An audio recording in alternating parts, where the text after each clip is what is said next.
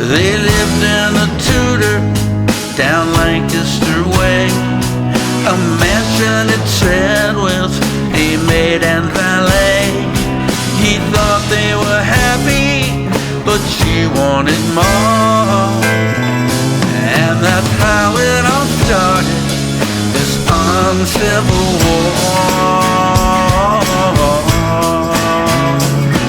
With high-priced attorneys, she tightened the screws. He left in a gurney, all busted and bruised. She took everything that she could, I suppose, with nothing remaining for poor Mr. Rose.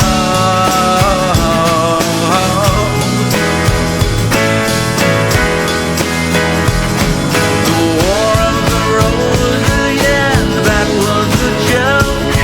What once was a fire had come up in smoke. From York to Lancaster, now everyone knows this tale of disaster.